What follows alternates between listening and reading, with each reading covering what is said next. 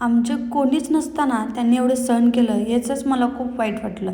कशाबद्दल बोलते ते तुम्हाला पुढे सांगतेच. काय झालं होतं, घरातील इन्व्हर्टरचं पाणी संपलं होतं म्हणून मग इन्व्हर्टर सतत बंद पडत होता. त्यात पाणी घातलं पहिल्यांदा आणि त्यानंतर आम्ही निघालो होतो गोंदावलेला जायला. यात्रेचं वातावरण असल्यामुळं गावात भरपूर गर्दी होती आणि खूप जास्त रेलचेल चालू होती.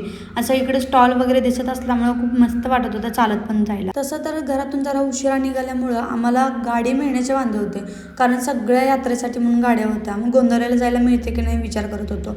खूप वेळ पाहिल्यानंतर आम्हाला एक गाडी भेटली. शरूनं घरातून काहीच न खाल्ल्यामुळं मी त्याला जबरदस्तीनं 2 केळी खायला घातली आणि त्यानं या आजोबांच्या अंगावर उलटी केली. त्यांची पूर्ण पॅन्ट भरली होती तरी पण त्यांनी एकही शब्द काढला नाही किंवा चुकीचं काही बोलले नाहीत, रागवले नाहीत.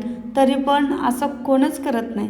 आणि एवढं त्यांनी सहन कसं काय केलं मला आश्चर्य वाटतं, कारण आजच्या युगात असा कोणताही माणूस सहन करणार नाही. हे आजोबा खरंच माझ्या नेहमी आठवणीत राहतील. काही वेळानंतर आम्ही गोंदावलेमध्ये पोहोचलो. आता दर्शन पुढच्या ब्लॉगमध्ये घेऊया. चलो बाय बाय.